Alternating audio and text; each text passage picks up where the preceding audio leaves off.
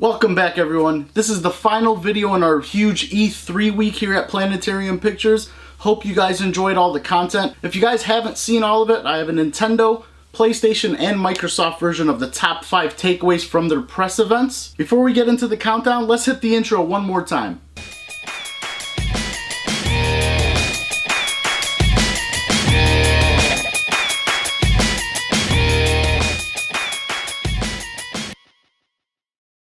Alright, welcome back guys. We're going to start the countdown in just a second, but please make sure to like, subscribe, and comment below if you guys agree or disagree with my current top 10. All of these games are in the description below. If you guys want to pre-order them, use the Amazon links that I have in the description box. Starting out the top 10 is the PlayStation 4 exclusive Days Gone. The ladies and gents over at Bend Studio have been handcuffed to Sony's handheld devices for over 10 years. Days Gone is their first go-around in the world of home consoles. So far the game looks pretty promising and it looks to be more than just a Last of Us clone, like some people are suggesting. They look to be going for more of an aggressive route, with the hordes of enemies on screen just like the Dead Rising series, which should have many people intrigued since Dead Rising wasn't really that good the last go-around. And it will be launching during the winter time of 2019. Coming in at number 9, Devil May Cry 5. Nero is back, ladies and gents, and not only did he bring some new friends with him, but it looks like he brought a new metal arm as well.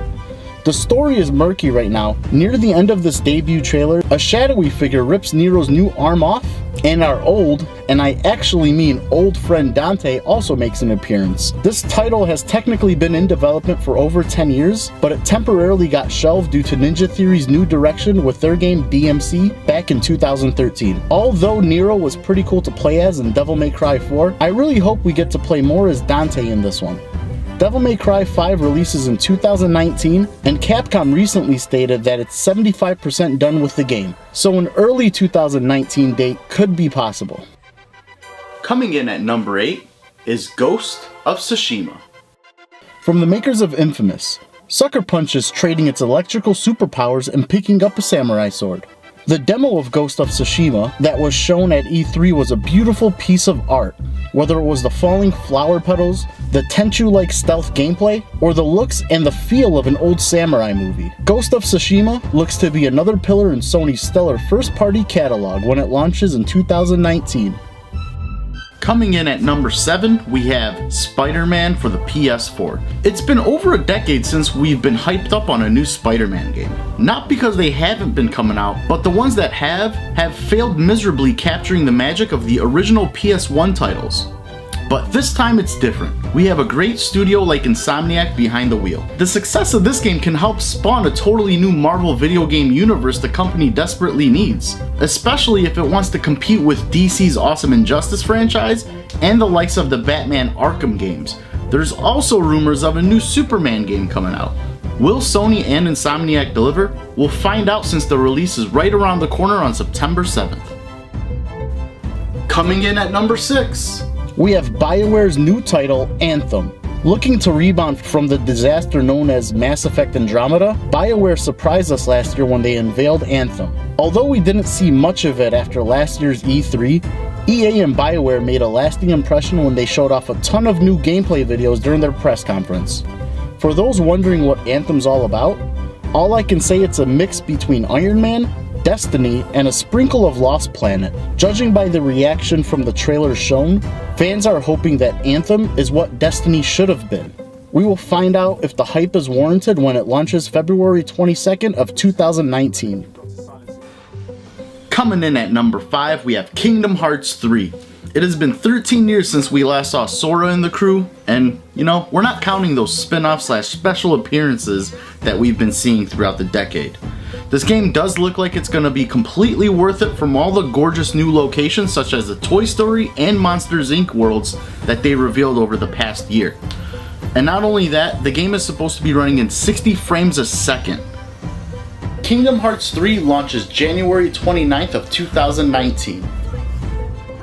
Let's take a break from the top 10. There was a lot of awesome games at E3 this year. Here's a few games that just missed the top 10 in a list that I call the not top 10. First up on the not top 10 list is Call of Duty Black Ops 4. Another year, another COD. I must admit that even though the series has been getting stale over the past few years, it's nice to see Activision try something new with the all-new Blackout mode, which is shaping up to be Fortnite but in Call of Duty fashion, which would be pretty cool.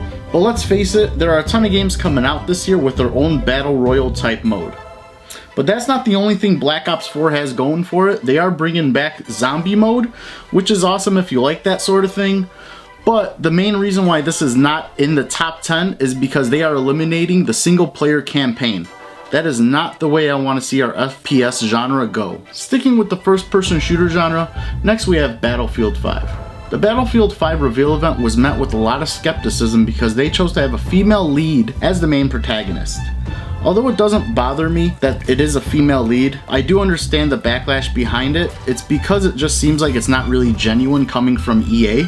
Seems like it's just a big PR stunt. So I understand where everyone's coming from, but I also understand that it is a video game and it's not supposed to be historically accurate. The main character looks awesome, she's got a metal arm, and the game looks stunning. It's one of the best looking video games I have ever seen so far. But the reason why it didn't make the top 10 was because Battlefield to me just really isn't that fun. There's a lot of other stuff coming out this year that I would rather play. I'm not saying I'm not gonna get Battlefield, because I actually will. I'm gonna give it another shot. But the visuals alone do not warrant a top 10 at this point. Hello, old friend. Alright, getting back into the countdown, here's number 4. Super Smash Bros. Ultimate. Nintendo recently unveiled Super Smash Bros. Ultimate, which looks like a port of the old game, but promises not to be. The game is going to have every character ever made from every Super Smash Bros. Game, whether it's downloadable content like Cloud Strife, or an older character like Pokemon Trainer. But they're also adding new characters like the Inklings from Splatoon, and what everyone's been waiting for, Ridley from Metroid. They're adding a bunch of different tweaks in the game, like new Pokemon and Pokeballs, and new Smash Ball finishing moves, just to name a few. They are also releasing new amiibos, which is fun for everyone. Super Smash Bros. Ultimate releases in December, right before Christmas. Coming in at number 3 is Remedy's Control. In a huge surprise at Sony's press conference, Remedy has been tied down to the Xbox and PC. Remedy revealed their new game Control for the past decade, making awesome games like Alan Wake and Quantum Break. Quantum Break and Alan Wake rolled up into one. As you can see, with the number 3 spot, I am very excited for this title. Control comes out in 2019, although there's no specific date set for it. Huge toss-up between the top 2 games, but here's number 2, Cyberpunk 2077.